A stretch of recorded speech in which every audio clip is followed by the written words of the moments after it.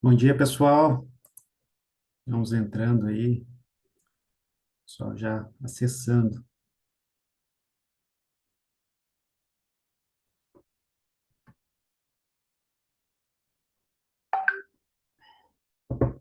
Vamos aguardar alguns minutinhos, aí a gente começa para valer.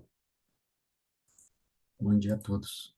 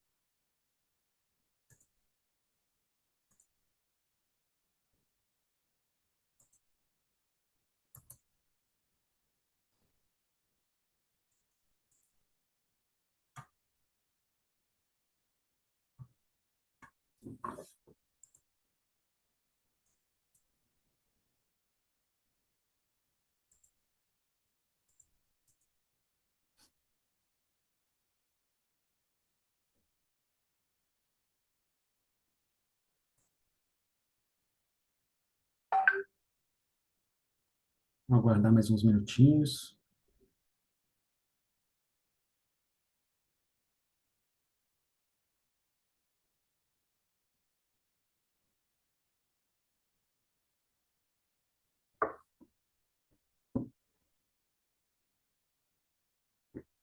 Enquanto isso, dá tempo de carregar o café aí, né, Adriano? Pessoal aí que não estiver com café, pelo menos aqui em Curitiba agora, 11 graus, uma neblininha ainda, meio frio.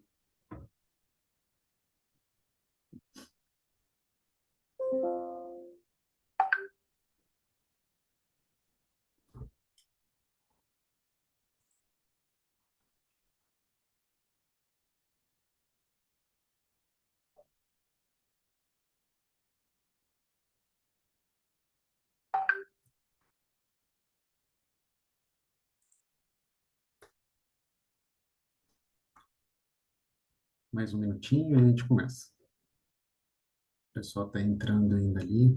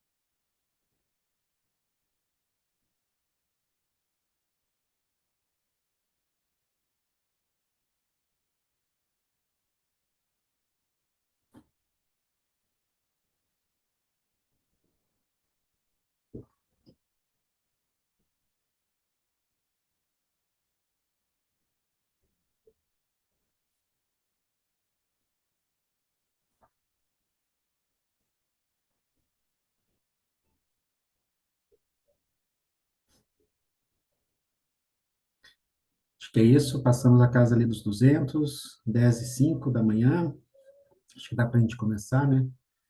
Ah, de qualquer forma, a nossa conversa aqui vai ser gravada, então quem não conseguir entrar no inicinho ali, perder alguma coisa, consegue assistir depois. Então, bom dia, pessoal. Muito obrigado pela audiência aí, pela participação de todos, alguns, vários, inclusive. Vai ser a nossa primeira conversa, né? A primeira contato com a NTT Data, com o Guepardo. Então, eu quero dizer que sejam bem-vindos aqui, né? E a gente quis trazer o Adriano Subirá, que é um dos principais interlocutores desse tema da reforma tributária, para ele compartilhar um pouquinho conosco. E antes disso, eu vou só ilustrar para vocês, comentar o que o Guepardo, o que é a solução fiscal Guepardo, o guarda-chuva, o switch, né, fiscal contábil Guepardo, e aí a gente começa a falar sobre esse assunto que é tão polêmico e vem também, né, para simplificar no futuro, né, esperamos, lá na frente, o nosso dia a dia, tá bom?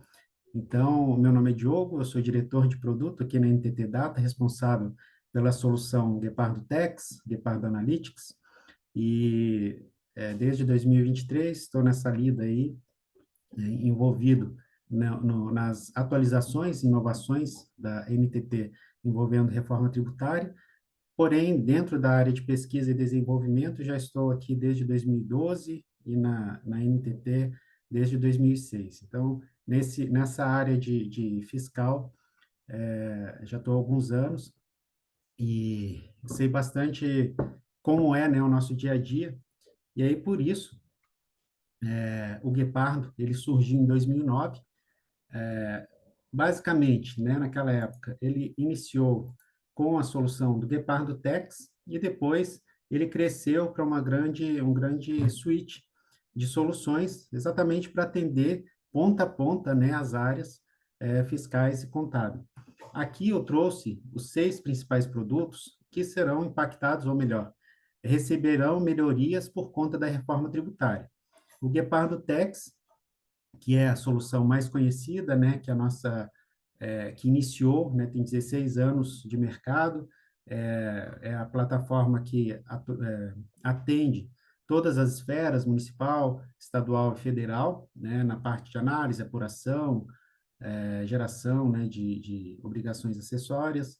Temos o Guepardo Invoicing, que cuida de toda a parte de documentos eletrônicos, então, parte de nota fiscal eletrônica, de entrada, saída, CTE, MDFE, toda essa parte de documentos eletrônicos, a parte de mensageria, principalmente no período, né, que nós estamos falando de substituição, né, do GRC, o Guepardo Invoicing vem com uma grande força, né, para as empresas, para apoiá-las nesse momento, em que tem que atualizar, fazer mudanças estratégicas, né, o Guepardo Global Trade, que é a nossa solução de comércio exterior, com automatização de mais de 70%, né, dos processos de importação e exportação. Temos o Guepardo Process Automation, que ele faz a automação e envio dos eventos, recebimento dos status da Receita e envio desses status também, e eventos para a Receita. A exemplo da Reinf, né, ele faz toda a automação desse envio. Temos o Guepardo Analytics, que é a nossa solução de análise estratégica de dados. Então, o nosso BI, ele tanto disponibilizado dentro do Power BI, quanto dentro do SAC, né, do SAP Analytics Cloud. Então, é uma solução bastante intuitiva e traz aquele olhar estratégico para as empresas, né? E temos também o Guepardo Audit, que é a nossa solução de auditoria, que faz cruzamento de arquivos das obrigações federais, estaduais, municipais, para trazer, né, antes de envio para o PVA, por exemplo, aqueles apontamentos de ajustes na base do cliente. Então, é uma solução bastante robusta e toda essa gama de módulos estão à disposição, né, para os nossos clientes, enfim, e nesse período da reforma tributária, cada um deles vão receber pontos, né, de melhorias. Alguns deles, como o Tax e o Invoicing, já estão sendo atualizados. No Tex, por exemplo, a calculadora da reforma tributária já está disponível desde do último trimestre do ano passado, e diversos outros itens estão no nosso roadmap. E aí, agora sim, né, se a sua empresa, como que está, né, a preparação da sua empresa para a reforma tributária, né? Nós estamos preparados, podemos ajudá-los aqui em NTT, e estamos à disposição. Vou pedir para o pessoal compartilhar no chat o nosso site, que nós entraremos em contato para demonstrar qualquer um desses módulos, tá?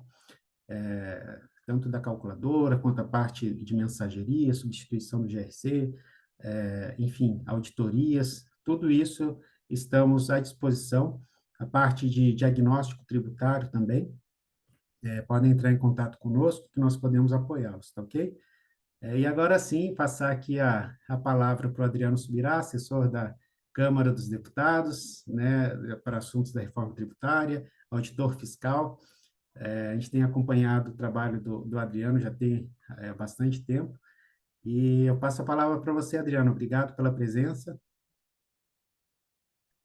Muito Fica bom bom. dia, Diogo, e a todos que estão assistindo.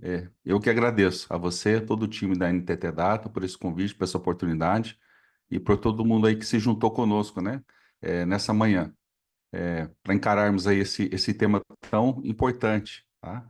Então, queria agradecer a todos, ao pessoal que se inscreveu, respondeu as perguntas. Diogo, eu vou compartilhar a tela, né, rapidinho aqui, né, quero, Fique à vontade. tá bom?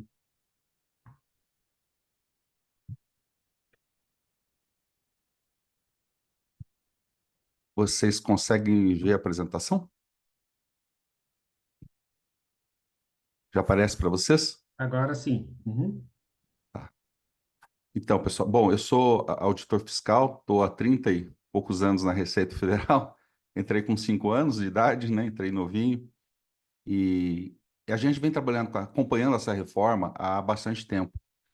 O país, eu digo, né? Nós estamos aí pelo menos 30 anos desejando uma reforma, uma tributação, na tributação do consumo. Essa reforma, essa aqui, aprovada em andamento, ela começou com proposta de emenda constitucional, PEC, de número 45, a 110, lá em 2019.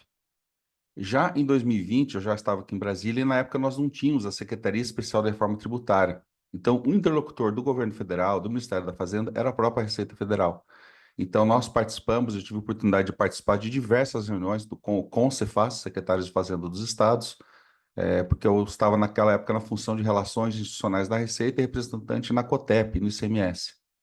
Mas eu estou contando isso para vocês só para, não é para, como é que é, desfiar do currículo, né, Diogo? Mas dizer para vocês que eu tive, assim, o privilégio, assim, a graça de ver em primeira mão e que nós quase conseguimos, naquele momento, sair a reforma. Por que a reforma não foi aprovada? Essa reforma em 2020 e 2021. Você se lembra, nós tivemos um episódio muito triste na história da humanidade, né? A pandemia do Covid-19 afetou muito a vida das pessoas, afetou a economia e também o orçamento dos países. Então, na época, o Brasil comprometeu ali em torno de 800 bilhões, depois chegou a passar de 1 trilhão de reais, e para que fosse viabilizada a reforma, era necessário, nós vamos falar depois aqui sobre ICMS, benefícios fiscais, era necessário constituir um fundo para uma transição, em razão da perda, da eliminação dos benefícios fiscais. E naquele momento, a conta que chegávamos juntos, os estados apresentavam 500 bilhões de reais, não foi possível, não era, a União não tinha, não conseguia assumir aquilo, então acabou-se naquele momento, Diogo, todos que nós assistem, inviabilizando a reforma, mas aí, menos de 3 anos depois, a gente teve, no final de 2023, a emenda constitucional aprovada, e ela segue a passos largos, né? Então, quero agradecer novamente ao pessoal que respondeu as perguntas. Vamos. Essas são Opa! Essas são as perguntas que o pessoal respondeu, né? Então, como que tá? As 1.600 pessoas que responderam. Eu coloquei numa ordem aqui que eu entendi que seria uma ordem de prioridade, pessoal, né? Então, a reforma, assim, ela ficou durante 30 anos, digamos, patinando, nos anos recentes, ela quase foi por uma ou duas vezes, mas ela começou em 2023 e ela segue a passos largos, né? Se vocês acompanham aí as postagens do pré-comitê gestor, da Receita Federal, do ENCAT, enfim, da Secretaria Virtual de Fazenda do Rio Grande do Sul, portal do SPED, o que a gente posta também, vocês vão ver que praticamente todo dia tem alguma novidade, alguma definição, né? É, então, como é que estamos aí? Nós temos uma parte que ainda não tomei nenhuma ação em relação, comecei a reforma, comecei a me planejar, mas ainda possuo dúvidas. Tenho conhecimento breve, estou avaliando como ela pode impactar, né, os negócios, as empresas, e ali buscando entender os principais pontos e impactos. Então, nós temos 75% ainda não está na fase de implementação. Então, isso é um dado preocupante, considerando, inclusive, Diogo, que o público da NTT Data é um público assim, é uma preparação, né, um grau de estrutura, de organizacional, de empresa, de software, né, tem as soluções da NTT. Então, essa amostra aqui é de um extrato, esse extrato é de uma amostra muito, muito preparada, tá? Então, realmente, nós precisamos andar a passos largos. Como, dentre as principais perguntas, sugestões de assuntos, o pessoal pediu um overview da reforma, eu vou passar rapidamente aqui por alguns pontos, tá? Pessoal, transição, como nós temos datas fixas, então, assim, é um salto que nós não podemos errar o pulo, né? Como diz aí no Paraná, que eu conheço bem, né, Diogo? Não podemos errar o pulo, tá? Então, o que realmente muda na estrutura tributária? E aqui quero já fazer um primeiro destaque, porque o que realmente muda não é só tributário. E no tributário não são só obrigações. Se fosse só obrigações, as empresas até poderiam ficar bem tranquilas, porque da parte, não porque eu estou aqui na sala de visita da NTT, mas da parte do software RP das soluções, isso está andando a passos largos, está bem adiantado, né? Mas é o que muda para além da estrutura tributária, né? Então, nós temos o fim da guerra fiscal, fim dos benefícios fiscais, as empresas vão ter que reavaliar localização de centros de distribuição, centros de produção. Nós temos um IVA dual, que é a CBS federal e o IBS estadual municipal. E espero que eles vivam, né, que eles tenham vida longa e como irmãos siameses, como gêmeos idênticos, como a gente tem hoje, por exemplo, PIS e COFINS, são praticamente idênticos. IRPJ, Contribuição Social sobre o Lucro Líquido, tem diferenças mínimas, né? Tá? E uma mudança importante, que é o tributo passa a ser cobrado no local do consumo, né? E não da produção, e isso muda muito, porque combinado com o fim dos benefícios fiscais, os estados perdem a capacidade, os municípios, até mesmo a União, de criar incentivos por meio da redução de tributos. Ou seja, a empresa ela não vai ter um diferencial de competitividade do portão para dentro, através de uma melhora de margem, de uma subvenção, de um crédito presumido, de um benefício fiscal. Nós, como país, vamos ter que investir da porta para fora da empresa, tá? Com investimentos de infraestrutura, melhoria do ambiente de negócio. Então, isso deve alavancar a produtividade. E o crédito financeiro amplo, que é uma mudança muito importante, né? Então, a gente sai da discussão o que dá crédito, o que não dá crédito. Se o teu fornecedor recolheu o IBS-CBS, ele literalmente depositou um cashback da PJ na conta corrente tributária da tua empresa. Então, se ele recolheu, você não precisa classificar a compra, exceto se for uso consumo pessoal. Então, isso tem impactos também no fluxo de caixa e nas margens, né? Eu estou aqui destacando os aspectos que são tributários e tributários também, né? Então, e o que a gente não, o que não pode errar, né? O que a gente não pode perder de oportunidade, porque a gente não vai ter um segundo momento nesse processo de transição que já está em andamento, né? Nós tivemos ontem já, essa semana, o início de testes, por exemplo, dos documentos fiscais, modelo 55, 65, do atual ICMS. Bom, né? Nós temos um calendário, tá? Então, nós temos aí o início já a partir de 2027. Cada barra dessa representa um ano, o último ano ali, à direita, 2033. Então, nós temos para o ano que vem, a primeira da esquerda, apenas a informação, e depois você começa uma informação simbólica, né? É 1%, e nós vamos ter a convivência de tributação por dentro e por fora durante aí 7 anos, né? Nós temos 7 cenários num período de 8 anos, de agora até 2033. Então, não posso errar, tenho que estar pronto para essas datas, tá? Então, desafios práticos, adaptação do RP, dos documentos fiscais eletrônicos, em função do compliance, ajustes de precificação de contratos e revisão de benefícios fiscais às novas restrições. O bom é que, com o tema que a NTT traz hoje nessa oportunidade, essa primeira linha vocês já estão bem endereçados, tá? Então, é importante que a empresa se dedique também nos outros aspectos. Como ficam meus preços? Como ficam meus contratos, né? Qual o impacto da alteração do meu custo tributário com a perda, com a eliminação gradativa aí de benefícios fiscais, especialmente de 2029 a 2032? Né? Quais os procedimentos que eu tenho preciso ter de formalização, de documentação, deixar pronto esses processos para que, assim que eu começar a abrir a oportunidade, a possibilidade de pedir a compensação pela perda dos benefícios fiscais, a empresa já esteja pronta para protocolar esses processos. Por quê? É muito importante essa primeira linha, mas a segunda e terceira linha, os provedores de soluções, a NTT, não tem como fazer por nós. Nós temos que fazer, tá certo, Diogo? Então, é muito importante essa atenção, tá? Uma mudança muito importante. O IVA, ele é por fora, né? O Imposto ao Valor Agregado, IBS-CBS.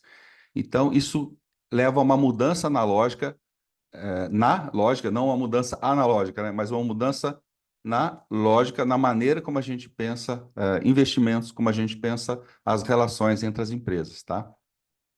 Por quê? Hoje, você está comparando preços dos teus fornecedores pelo valor total da operação. E também os teus clientes, se você está no B2B, eles estão olhando o valor final, tá? Mas com a IBS e CBS, eles vão ter que olhar preço líquido. E você vai ter que discutir com o teu fornecedor preço líquido. Por quê? Se você tem, por exemplo, um mesmo insumo, apenas como exemplo, fornecido por alguém do Simples, do Presumido e do Real, hoje não importa o preço que eles estão, qual o componente tributário, né, que está nesses documentos fiscais, exceto o ICMS, ou eventualmente o IPI. Na nova lógica, você tem que olhar o preço líquido, seja para comprar ou seja para vender e mostrar, por exemplo, para um teu cliente, dizer, olha, a nossa empresa, você vai ter um desembolso maior, mas o nosso preço líquido é menor que o do nosso concorrente, porque a gente vai te dar mais crédito. Então, você tem um impacto de caixa, porque você vai, né, que adiantar o pagamento do tributo embutido nessa operação, e tudo isso tem que estar em contrato, pessoal. Ou até mesmo contratos que as empresas já têm entre si, com fornecedores, com clientes no B2B, e esses contratos têm uma duração que vai entrar, por exemplo, 2027, 28, 29, são contratos, eventualmente contratos longos, e eles vão sofrer impactos tributários e esses ajustes precisam ser feitos, tá? Então, é muito importante estar atento a isso. Outra mudança importante também, com IBS tendo a apuração centralizada nacional, nós não temos mais o empossamento, não teremos mais o empossamento de créditos de ICMS, que acontece, por exemplo, uma empresa hoje ela pode ter um saldo credor num estado e tá saldo devedor de ICMS em outro estado, e não tem como compensar, né? Então, riscos que precisam prevenir é justamente a empresa se preparar para ela não ficar com créditos de PIS, COFINS, de ICMS empossados nesse período, ou mesmo de IPI, que depois ele vai zero a líquido em 2027, e também ter toda essa tratativa com fornecedores, com clientes, para evitar litígios, né, tributários ou litígios comerciais por causa de uma repercussão tributária nessa nova lógica de negócios. E um risco muito grande, que eu quero dar o destaque maior, e pessoal, fique com a gente aí que nós vamos abrir para perguntas no final, tá? Uns 10, 15 minutos pelo menos. É o risco da não implementação plena na cadeia de suprimento. Então, imagina que os milhares de participantes, clientes da NTT Data, dos interessados, né? Clientes estão 100%. A implementação está up to date, está ainda a passos acelerados, o projeto, o programa da reforma tributária dentro da empresa tem patrocínio da autogestão, ponto de controle, sprint, método ágil e tal, tá, é uma beleza. Mas se os teus fornecedores, teus clientes não estiverem fazendo isso, tá? Então, quero passar rapidamente e falar sobre os negócios. Os negócios, eles acontecem, pessoal, pela cooperação de 3 fluxos. Fluxo físico, mesmo que a gente esteja falando de serviço, né? Então, vamos falar da prestação de serviço, vamos imaginar o fluxo do mundo real. Aí você tem o fluxo financeiro, o do dinheiro, e o fluxo de informações. Então, aquela empresa que cresceu, começou muito pequena, ainda tem a figura do dono, dos fundadores, né? dos sócios fundadores, ela normalmente tem um foco, ela tem um cuidado muito grande com a operação. Então, ela tem um foco muito no físico, né? Cliente em primeiro lugar, a obsessão pelo cliente, tudo isso que a gente sabe que é bem importante. E ela cresceu por quê? Porque ela também cuidou da parte do financeiro, né? Fluxo de caixa, as contas têm que se pagar, a margem e tal.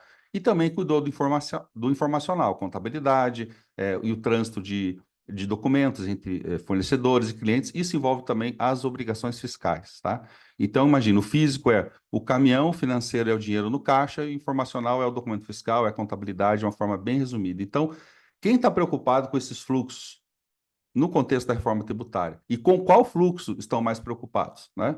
Seria com informacional? Eu preciso adaptar o layout do documento fiscal. Financeiro, quais os impactos com a eliminação da substituição tributária? Vai melhorar meu caixa? O split payment, ele vai pressionar meu caixa? Alguns exemplos apenas. O físico, né? Como vai ficar a viabilidade da operação? Inclusive, eu vou ter que mudar minha fábrica de lugar? Qual o reflexo do benefício fiscal sobre o centro de distribuição? Então, com qual fluxo, né, estão mais preocupados? Me parece que, no momento, tem muita gente preocupado mais com o informacional do que com os demais. Ele é muito importante, pessoal, mas ele não é o único. Você precisa estar atento aos outros fluxos, tá? Até porque o fluxo informacional, você tem muita solução para fora da porta da empresa. Nós estamos num ambiente justamente falando de soluções assim. Mas para que a solução do teu provedor de soluções informacionais, como, por exemplo, a NTT Data, o Guepardo, tenha o pleno êxito e funcione, você precisa estar cuidando dos outros fluxos e ter essa noção dos impactos, tá? Já aqui, concluindo essa primeira parte, pessoal, então, pontos de atenção, né? Nesse momento, então, naquelas perguntas, né? Em que situação você está? Olha, eu estou com capacete aqui, né? Não tenho paraquedas, não tenho nada, mas um pouquinho da reforma eu já estou sabendo. Mas a reforma, pessoal, já está na pista, motor ligado e já está começando a acelerar, tá? Não, eu estou um pouco mais preparado, mas eu ainda estou fora do avião. Eu tenho um paraquedas aqui, já comecei, realmente estou estudando, estou fazendo alguns levantamentos, mas ainda não estou embarcado, tá? Aí você tem os embarcados, mas mesmo os embarcados, né, tem alguns ainda que estão correndo o risco de perder o momento do pulo e do salto, tá? Então, é assim, em que momento que estão no negócio? Assim, assim, assim, ou mesmo que embarcado, eu estou atento para tudo que está acontecendo. E o mais importante, pessoal, é que a implementação da reforma tributária não é isso aqui, ó, beleza, todo mundo embarcou, todo mundo pulou. Não vai funcionar, tá? Eu sou otimista, bem otimista mesmo, mas como a gente falou da pandemia, lembra que o problema que deu com as cadeias de suprimento, né?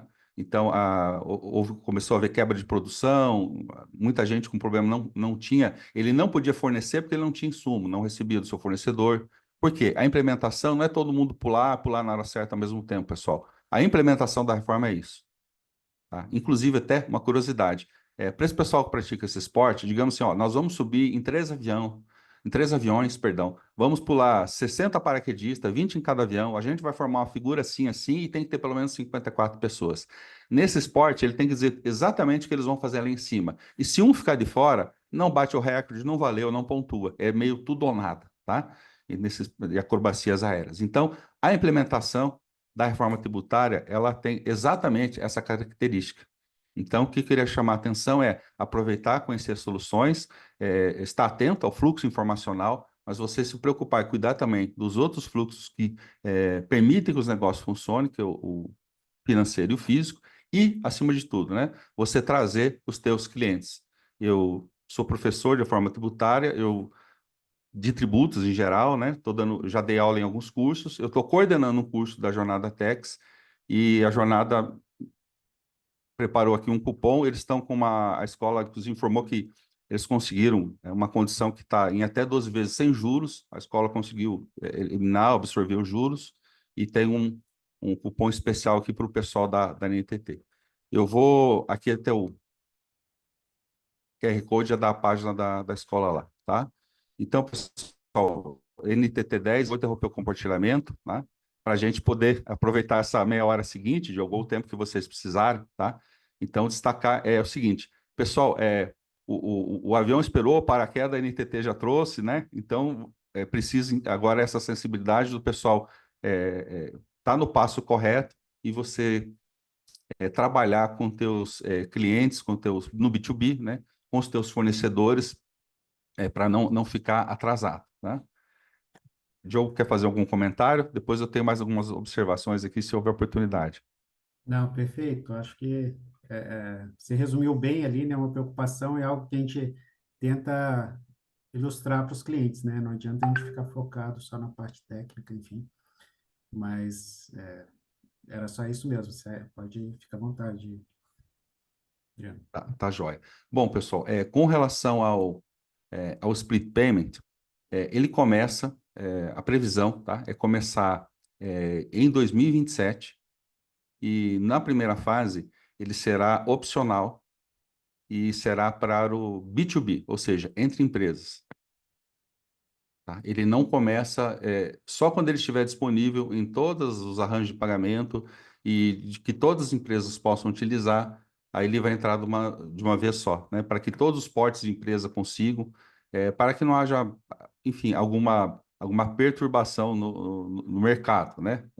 Acabe-se, às vezes, pela falta de uma implementação completa, criando um diferencial de competição para alguns ou burocracia apenas para alguns, que indiretamente você cria um diferencial de competição para os demais. Tá?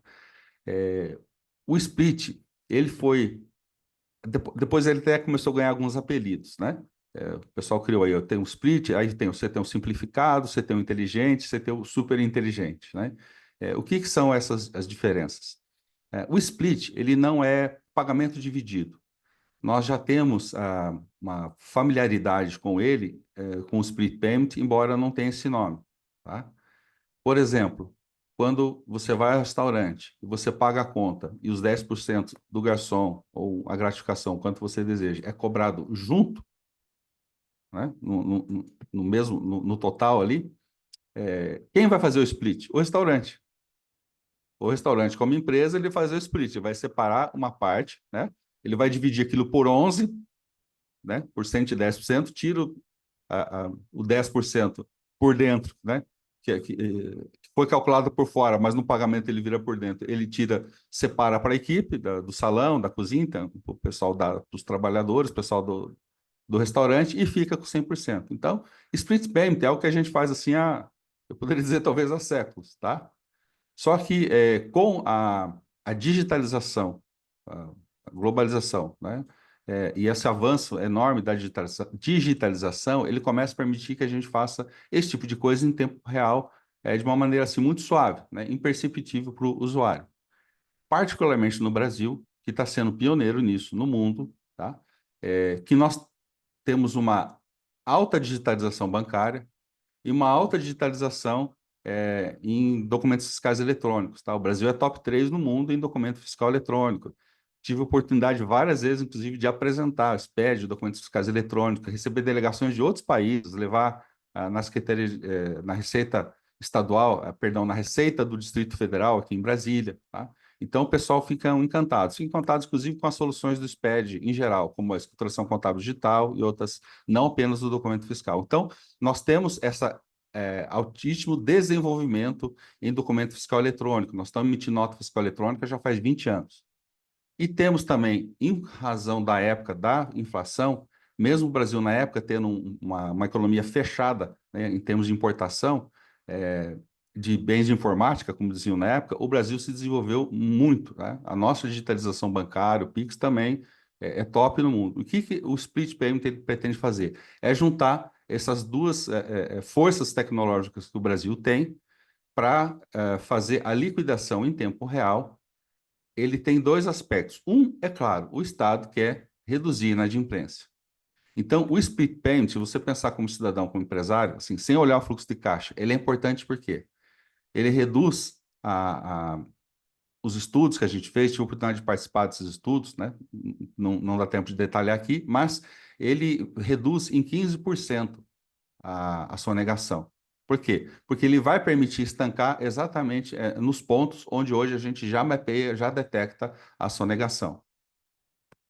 E essa redução de 150 bilhões em valores lá de 2019 a 21, né, isso já poderíamos ter um valor aí, talvez 170 bilhões hoje por ano, ele faz com que a alíquota de referência diminua, tá certo? Então, Ali, pensa em 2023, começo de 2024, aprovação da emenda constitucional, começo da discussão dos projetos de lei complementar, você começa a ouvir ali falar em 26,5% do IVA, né? O IBS e CBS somados vão ser 26,5% naquele momento. Naquele momento, sem o split payment, eles seriam 29,5%, seria 3% a mais. Tá? Então, do ponto de vista de país, de economia, essa é a importância do split payment. Do ponto de vista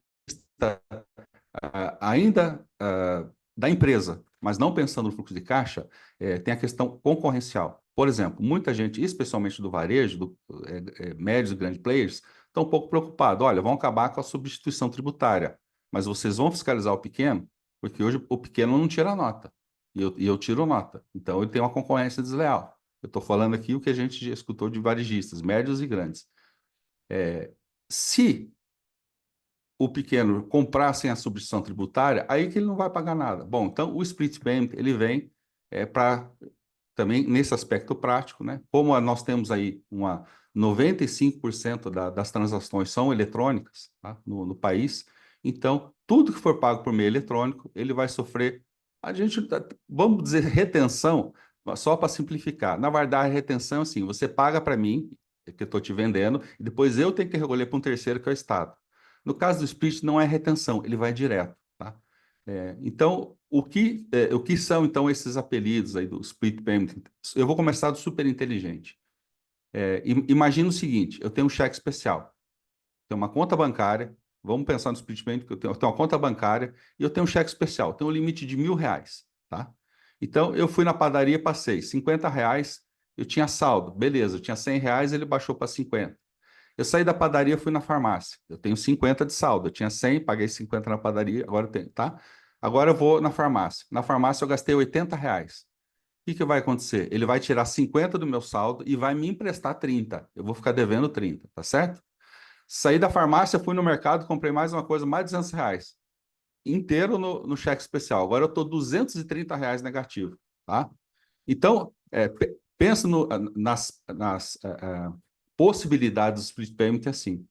Se no momento que eu estou vendendo algo, o meu cliente me paga e eu tenho saldo credor, é como se a minha conta estivesse no azul, tá? Então, o que o Estado faz, o sistema faz? Ele ele abaixa do meu saldo credor de IBS-CBS o tributo incidente naquela venda. Diminui o meu saldo, mas o valor da venda vem integralmente para mim, aí para minha outra conta, minha conta da empresa, tá? Isso é o super inteligente. Agora, se no momento da venda, né, comparando lá com a hora que eu fui na segunda compra, que foi na farmácia, eu gastei R$ 80, eu só tinha 50 na conta, então ele teve que me emprestar 30. Se isso fosse o split payment no momento do fornecimento, o super inteligente faz o quê? Fala, olha, você tem saldo credor aqui, mas não cobre todo o IBS-CBS devido nessa operação. Então, eu vou cobrar a diferença. Entende? Aí você tem um split payment parcial. Por quê? Porque o saldo credor que eu tinha de IBS-CBS não foi suficiente para quitar o IBS-CBS daquela venda, naquela operação.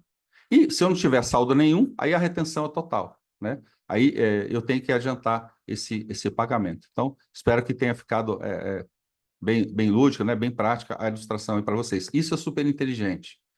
O super inteligente é a última fase, tá? Ou talvez a penúltima, e depois ainda nós temos as possibilidades com a moeda digital, com o real digital, smart contracts, tokens, e aí, né? Isso tudo vai ficar mais fácil, mais transparente ainda. Mas, então, o super inteligente, digamos, hoje seria o mais elevado, o completo. O que é o inteligente? Ele, no momento da venda, ele cobra integralmente o tributo. E aí ele corre lá no back-office, na salinha, né, no escritório, vai lá na listagem, procura, ele tinha saldo. Eu tenho que devolver para você em até 24 horas. O sistema está sendo desenvolvido para devolver em até 1 hora. Na verdade, inclusive, se o sistema devolver em meia hora, 20 minutos, que é o objetivo, ele vai ser mais leve, mais rápido, porque ele cobra integral e já devolve a diferença em seguida. Ele elimina a etapa, Diogo, de ter que ir lá consultar o saldo, entendeu? Por causa do throughput, né? Da vazão de documentos ali, 15, 20, 30 mil documentos por segundo, né?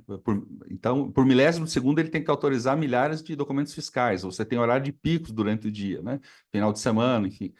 Quem já não viu, às vezes, o cartão de crédito, véspera de Natal, ou alguma data, né? Vai no restaurante lá, Dia dos Namorados, o cartão fica lento para passar. Por quê? Porque tem milhares e milhares de operações por segundo.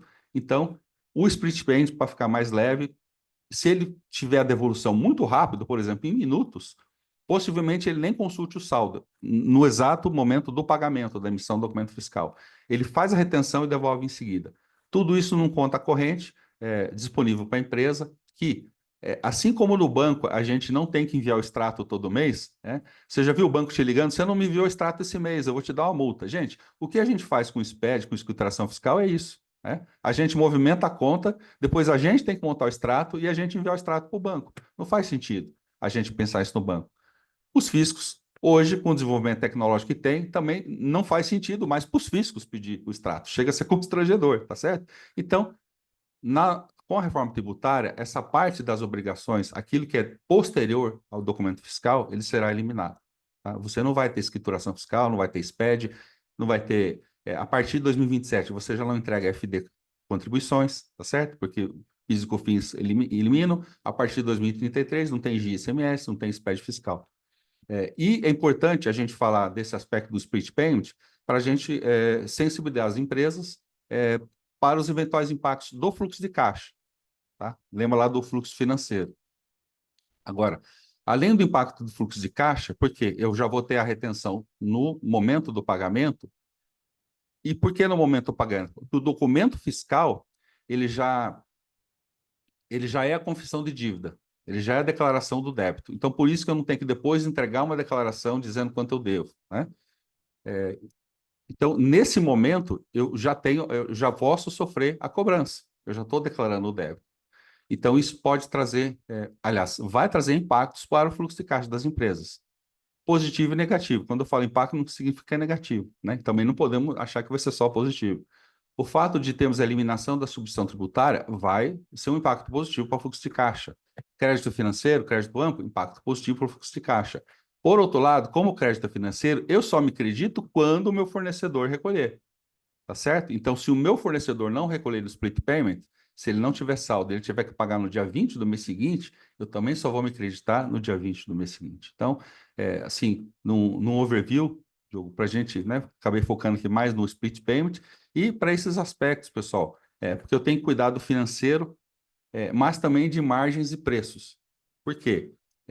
Não é só, o caixa é o rei, mas não é só venda, tá? Por exemplo, se eu tenho um prazo médio de recebimento maior que o meu prazo médio de pagamento, se eu sempre tenho que pagar o fornecedor antes de receber do cliente, eu já tenho que trabalhar com recebível, adiantamento, fluxo de caixa, eu tenho necessidade de capital de giro.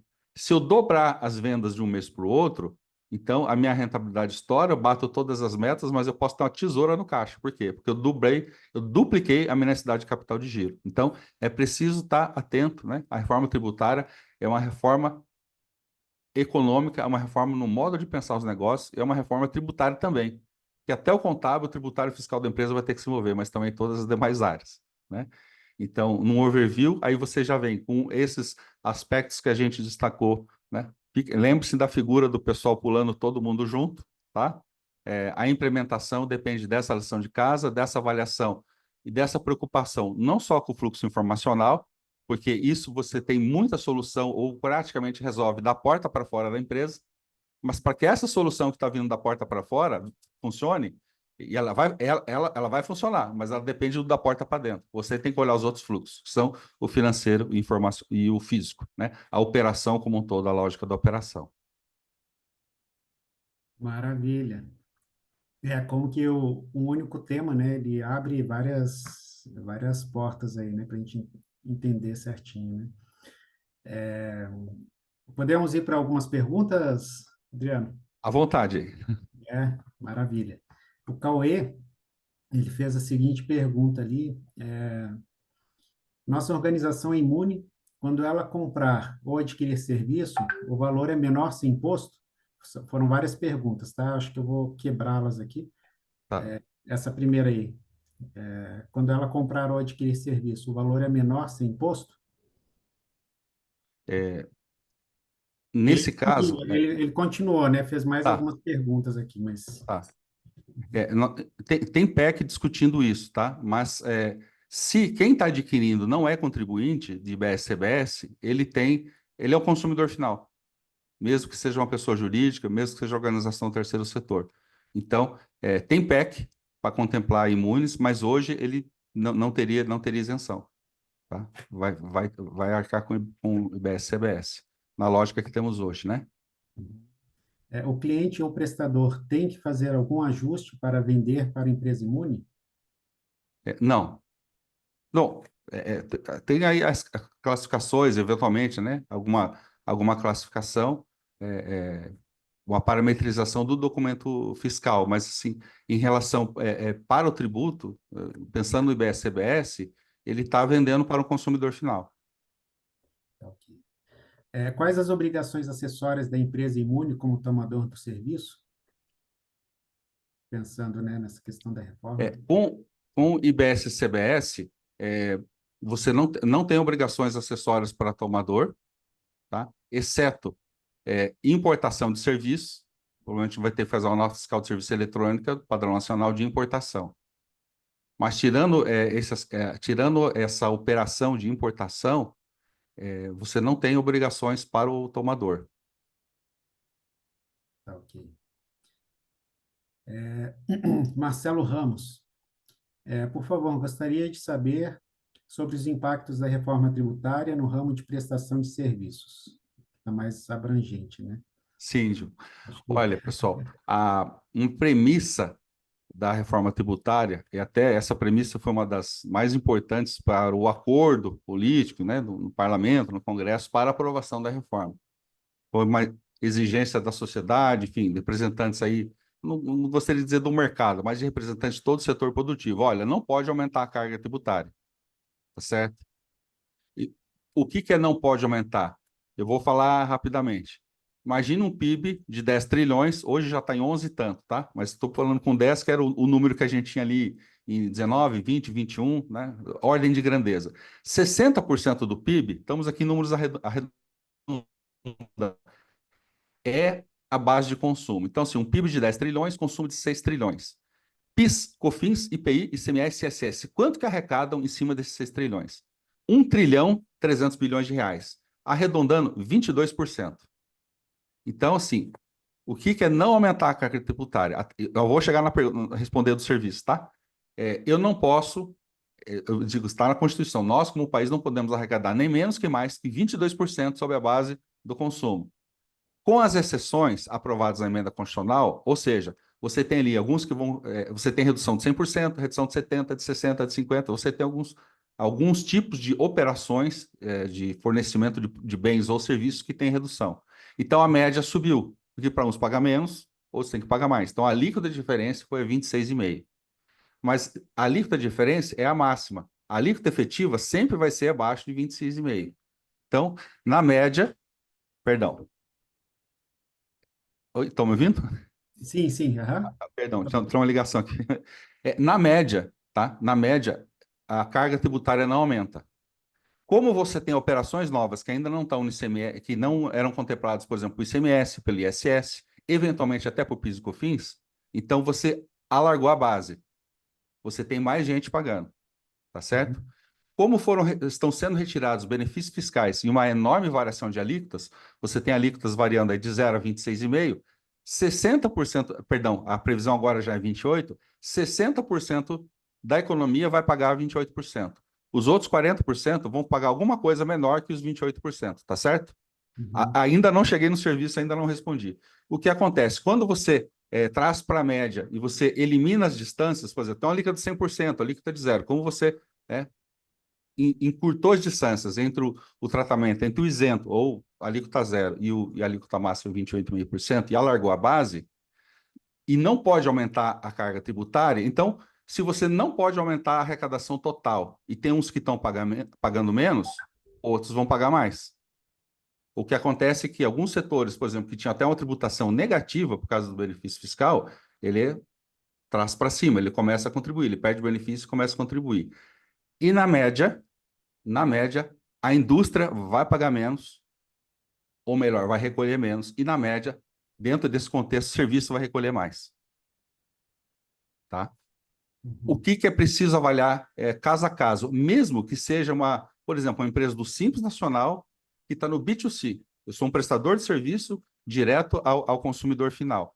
Eu preciso avaliar quanto de crédito que hoje eu não tomo, entendeu? Quanto de resíduo tributário que hoje eu não tenho benefício. Por exemplo, se eu tenho uma prestadora de serviço e eu pago aluguel num ponto, tá? E esse aluguel, ele pode ser que ele esteja sujeito a EBS ou CBS, a depender da opção ou mesmo da obrigação de quem me aluga. Então, pode ser que, na nova realidade, eu passe a ter direito num crédito. Mas eu vou ter direito a esse crédito, mas o aluguel vai subir? Aí não adianta, né? Se eu pago 100 de aluguel, o aluguel for para 120, eu vou ter o crédito 120, eu vou continuar tendo o mesmo desembolso de 100, eu não vou ter benefício. Ou, por outro lado, o locador, ele tem créditos, então ele não vai me repassar a alíquota cheia. Então, pessoal, por isso que eu falei que todo mundo pular de braço dado, mão junto. Na média, serviço vai pagar mais, indústria vai pagar menos, mas é caso a caso, tá? É preciso ver qual que é o custo tributário total da empresa hoje, qual vai ser o custo tributário total depois. E ver quem aí, né, na tua rede pode absorver isso. Então, é preciso avaliar caso a caso, junto com fornecedores e clientes. Perfeito. A Daisy, não sei se cabe aqui perguntas em relação ao SAP, se a mesma vai atender a todas as validações exigidas ainda em 2026. Essa eu posso responder.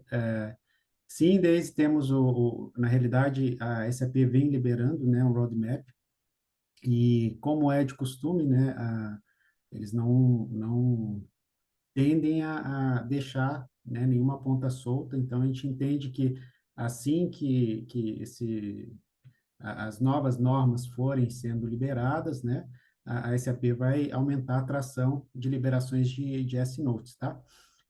E nós temos acompanhado e liberado dentro ali do nosso portal de comunicações todas as notas. Então, nós fazemos a aplicação internamente e acompanhamos os clientes, né, nessa parte também da aplicação das notas, tá? A Paula, gostaria de saber se em 2026 as prefeituras deverão aderir ao layout nacional da nota fiscal de serviço. Tá. Olha, esse eu conheço bem porque eu fui da parte da Receita Federal, eu fui responsável pelo convênio da Nota Fiscal de Serviço Eletrônica Nacional, né? Pessoal, desde o início, inclusive esse projeto, o piloto dele em 2019 foi aprovado em Marabá, né? Já rodou um ano já em Marabá com muitos ganhos. Então, ele é um projeto que já é desenvolvido independente da reforma, tá? Ele vem, na verdade, de um acordo entre estados, entre a União e os municípios, com acompanhamento dos estados também, de 2011, tá? Então, o que é a Nota Fiscal de Serviço Eletrônica Nacional? É um layout, é um padrão de XML, é só isso, tá? E ele tem um ambiente nacional que tem um conjunto de API para prover soluções. Então, por exemplo, né, a NTT Soluções, o Guepardo, vão conectar o ambiente de dados nacional da Nota Fiscal de Serviço Eletrônica e vão usar o web service, vão consumir, vão enviar e puxar informação via API. Então, ela não concorre com nenhuma solução. O que o município tem que fazer a partir de 1º de janeiro do ano que vem? Os que ainda não estão usando o padrão nacional, né? Ou ele muda o seu layout para o padrão nacional, ele não precisa aderir ao emissor nacional, não precisa aderir a nada, ele só precisa atualizar o seu layout. E em 2026, nem isso ele é obrigado. Só que ele vai ter que emitir 2 XML. Ele vai emitir uma nota, a nota no XML próprio, local. Né? Pensa o município como um ente federativo autônomo, ele tem autonomia. Então, beleza, ele pode continuar fazendo do jeito que está, mas ele vai ter que emitir um segundo XML no padrão nacional e enviar para o ambiente de dados nacional. E provavelmente o que a NTT vai fazer, ela vai conectar no ambiente de dados nacional e vai puxar nota do Brasil inteiro de lá num padrão só, né? Imagina, tá? Então, a obrigação para o município é só em 2033. Então, hoje, o município ele ainda precisa formalizar um convênio, enfim, porque isso foi uma estrutura criada antes da lei complementar. Tá? A gente, para viabilizar a nota fiscal de serviço eletrônico de padrão nacional, nós fizemos um convênio da União com os municípios para viabilizar toda essa estrutura, o SEBRAE patrocinando, o ambiente ficou obrigatório para o MEI, prestador de serviços, Mas o município vai ter que emitir, até a jornada tem um post interessante sobre isso, tem até um fluxo lá, tá? Então, o município que não mudar o layout, não tem problema, desde que ele emita duas notas, a mesma nota duas vezes, uma no padrão nacional e mande para o ambiente nacional. Show de bola. É. Estamos com 27 perguntas aqui. Tá. Acredito Tem, que... tem algumas que eu li aqui, Diogo, eu posso ir Pode respondendo assim? sim, por favor, pode sim. Então eu vou tentar ir na ordem que eu vi. Por exemplo, aqui alguém falou, olha, as alíquotas de IBS, o IBS é um só, tá, pessoal? Não tem o estadual e municipal, mas ele é composto da soma de duas alíquotas. Sim, estado e município pode ter alíquota própria. Como que eu vou acompanhar isso? API. Você pode consultar em tempo real. Lógico que ninguém vai mudar a alíquota durante o dia ou de hoje para amanhã, tá? Mas as tabelas vão estar disponíveis e aí também os RPs e os provedores de compliance, de soluções, vão ter isso sempre atualizado, porque vai estar disponível em API. O ENCAT, né, o Grupo Técnico dos Estados, fantástico, é responsável por trazer a nota fiscal eletrônica, criar isso no Brasil já há 20 anos, eles usam um termo, é o regulamento de BSBS é um regulamento digital, tá certo? Então, você vai ter tudo isso em API, em consulta, sempre disponível. Você não precisa ler e interpretar, você já tem os parâmetros para buscar. Por exemplo, se você pegar a tabela lá de classificação tributária, o CCLASTRIB, que é uma evolução de nota fiscal de energia, de comunicação lá de 2019, ele tem, para cada código de classificação, ele já tem um enquadramento legal. Aquilo ali o que é? É o regulamento do imposto de renda, já partindo já da lei complementar, direto no teu documento fiscal, tá? Então, essa é a ideia, o regulamento, um regulamento digital dos tributos. Com relação à Zona Franca, não muda, tá? Foi uma determinação para aprovação, uma determinação constitucional, né? Algo construído para aprovação da reforma, a ser mantido o diferencial competitivo da Zona Franca de Manaus. Bom, não muda no sentido econômico, né? Em termos de obrigações, você tem uma redução de obrigações. Por exemplo, uma outra pergunta aqui, Diogo, como é que vai ser do bloco K? Bom, se eu não vou ter o SPED fiscal, né, a partir de 2033, né, os apaixonados do bloco K, infelizmente, vão sofrer, porque não vai ter mais bloco K para informar, tá? Então, voltando, na Zona Franca, aí tem algumas situações ali que você tem crédito presumido de CBS, não tem de IBS, então tem algumas particularidades, mas são do controle do tributo. E a apuração assistida, ela vai fornecer, inclusive, ela tem como fazer esse cálculo, essa demonstração para os contribuintes, pessoal, inclusive dos créditos presumidos. Até porque a gente tem lá o que dá crédito presumido, o que não dá, né? Você tem classificações para isso. Então, a apuração assistida, eu acredito que boa parte, aquilo que eventualmente ela não pegar, não processar, a empresa vai ter oportunidade de, antes de aceitar, né, aquela apuração de BSBS fornecida pelo Comitê Gestor de BS e pela Receita Federal, fazer esses ajustes. Faltou crédito presumido aqui. E crédito presumido, bom, crédito de PIS e COFINS a partir de 2027, o que ficar de saldo até dezembro de 2026, ou a empresa que tiver no presumido e fizer um estoque de abertura, digamos assim, né, para 2027, ela vai poder abater o saldo credor de PIS e COFINS do saldo devedor de CBS. Outra pergunta bem importante, Diogo, faltou destacar, que ótimo, agradecer aqui a Elizabeth, né? Com o split payment, crédito financeiro, então pagou, eu posso utilizar. Enquanto não tiver disponível o split payment, o crédito continua sendo escritural, documental. Então, se o contribuinte, previsão, né, a presunção de boa-fé, idoneidade, o teu fornecedor emitiu, destacou o tributo, IBS, CBS já, se não tiver disponível o split payment, você aproveita aquele crédito. Inclusive, a apuração assistida vai levar isso em conta. Tá?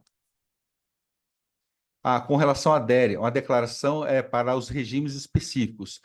Pessoal, são 11 regimes específicos, estão ali na lei complementar, por exemplo, Sociedade Anônima do Futebol, instituições financeiras, então, planos de saúde, e boa parte daqueles, os maiores ali em termos de peso econômico, ele já tem uma obrigação hoje. Por exemplo, instituição financeira tem a DESIF, né, que é entregue para os municípios, em relação ao ISS. Então, a DERE em algum momento, ela substitui a DESIF, tá? Para as instituições financeiras. Vai ser uma declaração só, imagino que com blocos ou fichas, né, com tipos de registro conforme o registro específico.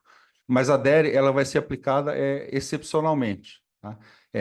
Por exemplo, no caso do regime dos bens imóveis, que está com um regime específico. Apesar que ele é bem interessante o regime, o tratamento das operações com bens imóveis no IBS-CBS. Por quê? Você tem situações que são de isenção, né? Não são contribuintes, e aí você tem um tipo de tributação que parece o regime diferenciado, porque você tem uma redução de alíquota, mas você tem outras condicionantes e, eventualmente, até ajustes de base de cálculo, então ele foi lá para o regime específico. Mas a tendência é que locação comece a emitir documento fiscal. Pela última nota técnica publicada na sexta-feira à noite, pelo Comitê Gestor da Nota Fiscal de Serviço Eletrônico, você tem lá o código indicativo do local da operação. E ali está com operações com imóveis, tá? Intermediação pode ser compra e venda, administração pode ser locação. E aí, a compra e venda de bens imóveis pode ser de imóvel transformado em DER. Mas, assim, o grosso da grande parte das empresas é só emitir o documento fiscal. Tá? Alguém falou sobre. Eu tenho duas entidades, faço operações, transações entre elas. Olha, com a reforma tributária, eu acredito que fica até melhor, porque, em tese, um empréstimo de uma PJ para outra PJ teria que recolher IOF, né? Então, isso é relativamente comum entre empresas. Pessoal, tudo aquilo que estiver bem documentado, contabilizado correto, não precisam se preocupar, né? É muito comum, inclusive, empresas, grupos que começam a crescer, ele cria um CNPJ para ser o caixa e banco do grupo, a financeira do grupo, porque eu começo a usar a sobra de caixa de um para financiar outra operação, enfim. Se tiver tudo documentado, não tem problema, tá? Se tiver contabilizado, tranquilo. Cooperativas em relação à DERE? Não temos essa informação ainda, tá? Um detalhe É, sobre a DER, todo mundo que tem Guepardo pode ficar tranquilo que nós iremos disponibilizar, tá? Então, tá. já. Adriano, chegamos aqui, né, no nosso, fechamos aqui o tempo, né, da nossa conversa. Eu quero te agradecer por compartilhar aí né, o conhecimento dos bastidores, que muita coisa a gente vê, né, na mídia, enfim, mas com certeza essa conversa aqui trouxe muitos insights e deixou muita coisa às claras, né? Tá. Eu te agradeço a todos os participantes. A audiência permaneceu aqui até o final, aumentando ali. E ficamos à disposição, temos ali no nosso site, fiquem à vontade de nos procurar o Adriano também, né, através da Jornada Tex. E muito obrigado aí, pessoal. Vamos em frente, né? A transição, vamos pular desse avião todo mundo de mão dada, né? Isso, todo mundo junto, né? Ninguém Exatamente. largar a mão de ninguém. Exatamente, todo mundo junto. Muito Tá obrigado, bom? pessoal. Muito obrigado, Diogo, NTT Data, e parabéns a todos e até uma próxima. Abraço, até mais.